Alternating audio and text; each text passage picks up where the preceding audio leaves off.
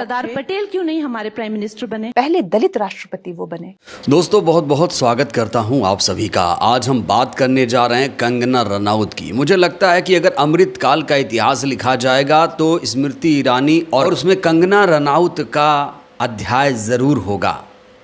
स्मृति ईरानी का तो राजनीति में डब्बा गोल हो चुका है और अब जिस तरीके से आक्रामक रुख अख्तियार किया है कंगना रनौत ने, उससे तो यही लग रहा है कि कंगना भी अब राजनीति से ऊब चुकी हैं।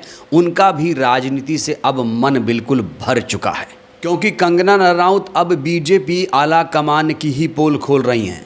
कंगना रनौत फ़ोन पर क्या बातें हुई, नेताओं ने उनसे क्या वादा किया था, सीक्रेट चीज़ें आजकल लीक कर रही हैं।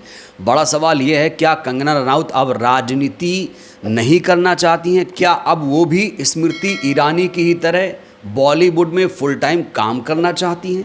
आखिर कंगना का अचानक राजनीति से मोह भंग क्यों हो गया? तो सबसे पहले आपको हम कंगना रनौत का ताज़ा तरीन वो वीडियो दिखाने जा रहे हैं जिसमें कंगना रनौत अपने ही नेताओं की पोल खोल रही हैं।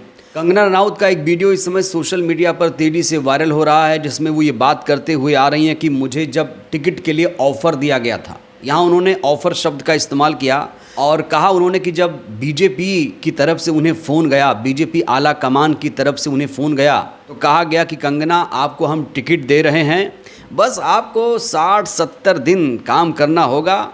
लेकिन अब कंगना को ये पता चला कि हकीकत कुछ और थी, बताया कुछ और गया और छुपाया कुछ और गया। तो बिना देर के कंगना रनौत का आप सबसे पहले ये बयान सुनिए, उसके बाद चर्चा की शुरुआत। When I was offered, I was told that maybe you have to odd some 60-70 days you'll have to attend the parliament and rest of the time you can do your work. And I was like that sounds reasonable. Reasonable. लेकिन as we know now that तो यहाँ कंगना रनौत अंदर की बातें, secret चीज़ें जो राज थे उसे उजागर कर रही हैं। जाहिर तौर पर कंगना रनौत ने ऐसा बयान देकर बीजेपी आला कमान को नाराज़ कर दिया है। कहा जा रहा है इस बयान के बाद बीजेपी नेताओं की बेचैनी जो है बढ़ गई है।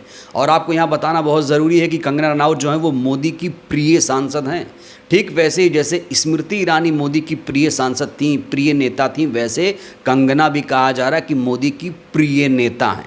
लेकिन ऐसा क्या हुआ कि कंगना अब अपने ही नेताओं की पोल खोल रही हैं? यहाँ साफ तौर से कह रही हैं कि जब बीजेपी ने मुझे टिकट का ऑफ़र दिया तो कहा था सिर्फ 60 से 70 दिन काम करना होगा।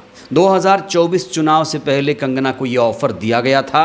आपको बता दें कंगना हिमाचल प्रदेश के मंडी से लोकसभा की सांसद हैं और जब हिमाचल में बाढ़ आई, तबाही आई, तब उनका रवैया वहाँ जाकर कैसा था वो भी मैं आपको बताऊंगा, दिखाऊंगा। लेकिन जब कंगना को ये ऑफ़र दिया गया तो कंगना ने एक्सेप्ट क्यों किया, ये बड़ा सवाल है। जो भी कोई राजनीति में आता है, जो कोई सांसदी का चुनाव लड़ता है, उसे ये तो पता ही होगा कि संसद के 3 सत्र होते हैं, मानसून सत्र, शीतकालीन सत्र और बजट सत्र। तो बड़ा सवाल यहाँ पर ये खड़ा होता है क्या कंगना सिर्फ पार्ट टाइम राजनीति करने के लिए आई थी? तो यहाँ पर दोस्तों बड़ा सवाल ये खड़ा होता है, क्या कंगना से झूठ बोला गया? अरे मानसून सत्र, शीतकालीन सत्र, बजट सत्र मिला लिया जाए तो यही 60 से 70 दिन से ज़्यादा हो जाता है। एक सांसद अगर तीनों सत्र में ही भाग ले तो इससे ज़्यादा दिन चला जाता है और एक सांसद को अपने लोकसभा क्षेत्र में दौरा भी करना पड़ता है।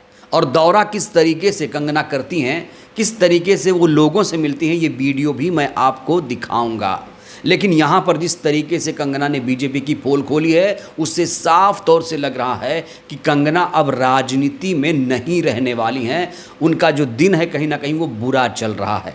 तो कंगना के इस बयान से साफ तौर से लग रहा है कि कंगना का अब राजनीति से मोह भंग हो गया है, क्योंकि ये बयान देकर उन्होंने अपने आला कमान को नाराज़ किया है। दोस्तों आप लोगों के दिमाग में, जहन में ये सवाल आ रहा होगा कि बीजेपी ने कंगना में ऐसा क्या देखा कि उन्हें टिकट देने का ऑफर दिया गया। साल 2021 की 2 घटनाएं मैं आपके सामने रखना चाहता हूँ। एक बार की बात है, कंगना रनौत सफ़र कर रही थी, उन्हें चंडीगढ़ या पंजाब कहीं जाना था, वो रास्ते में थीं तो उन्होंने कहा कि किसानों ने उन्हें घेर रखा है और वो मुझ पर हमला कर सकते हैं। वहाँ किसान प्रोटेस्ट कर रहे थे। कंगना ने किसान आंदोलन को बदनाम करने की कोशिश की थी। वो वीडियो दोस्तों मैं आपको दिखाना चाहता हूँ कि 2021 में कंगना ने किसानों को लेकर क्या बयान दिया था। देखिए। हेलो एवरीवन, मैं अभी हिमाचल से निकली हूँ क्योंकि मेरी फ्लाइट कैंसिल हो गई और यहाँ पंजाब में आते ही एक मॉब ने मुझे घेर लिया है।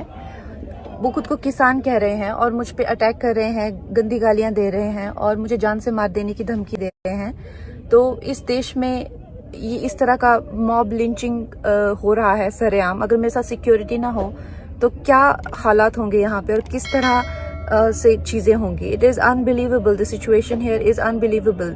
इतनी सारी पुलिस है फिर भी मेरी गाड़ी को निकलने नहीं दिया जा रहा है। क्या मैं कोई पॉलिटिशियन हूँ? क्या मैं कोई पार्टी चलाती हूँ? What is this behaviour? Unbelievable. इतना ही नहीं दोस्तों, साल 2021 की ही बात है जब कंगना ने कहा था कि 2014 में मिली असली आज़ादी 1947 वाली तो भीख थी, 1947 वाली तो भीख थी। ये बयान देकर कंगना ने उन तमाम स्वतंत्रता सेनानियों को बदनाम किया था, हमारे संविधान का अपमान किया था। क्या कंगना को ये नहीं पता था कि संविधान 26 जनवरी 1950 को लागू हुआ था?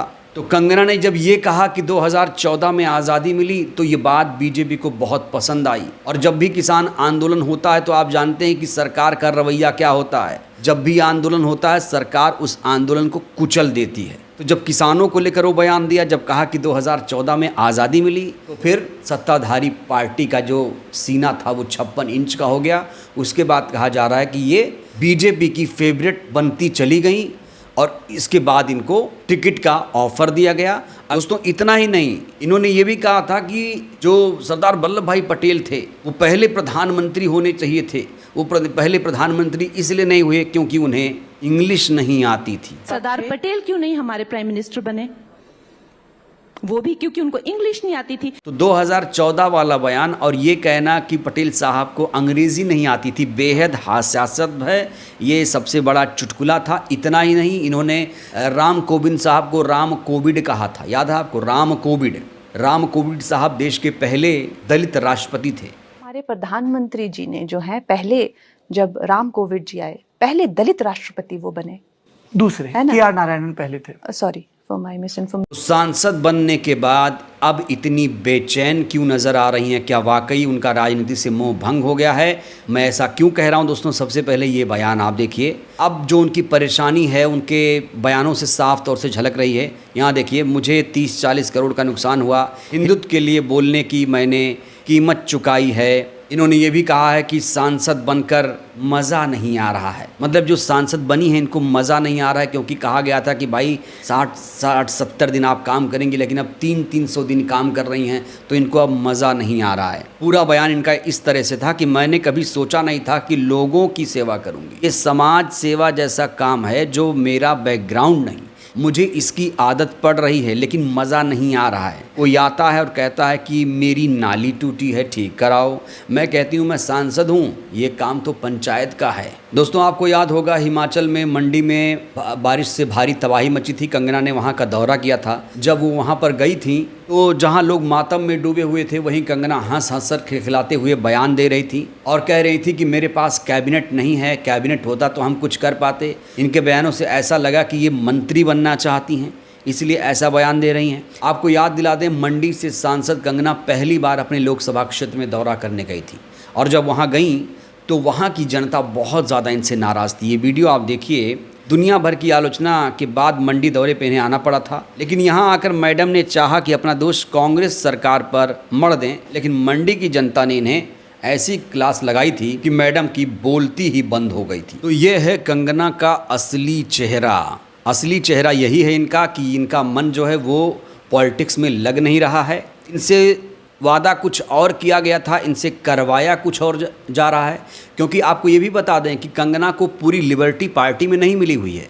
कई बार कंगना कुछ दिल की बात कहती है तो उस ट्वीट को डिलीट करवा दिया जाता है, कई बार ऐसा हो चुका है। तो फ्रीडम भी नहीं है, लेकिन फ्रीडम लेना भी चाहती हैं। अब ये जो बयान इन्होंने दिया है कि बीजेपी ने मुझे टिकट का ऑफर दिया, ऐसा कहा, अब कहा जा रहा है कि बीजेपी इनके खिलाफ एक्शन ले सकती है और एक्शन अगर नहीं भी लेगी तो ये खुद ही पॉलिटिक्स से रिटायर हो सकती है। ठीक वैसे ही जैसे स्मृति आंटी पॉलिटिक्स से रिटायर होती हुई दिख रही हैं, क्योंकि उनका भी सीरियल क्योंकि सास भी कभी बहू थी सीज़न 2 शुरू हो चुका है।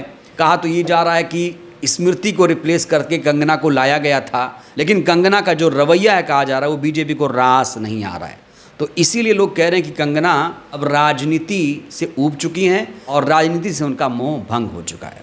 बहरहाल इस वीडियो में इतना ही। कंगना अच्छी नेता हैं या फिर अच्छी अभिनेत्री हैं, आप लोग कमेंट करके बताइए, क्या कंगना को राजनीति में आना चाहिए था? प्रतिक्रिया ज़रूर दीजिए। बहुत बहुत धन्यवाद।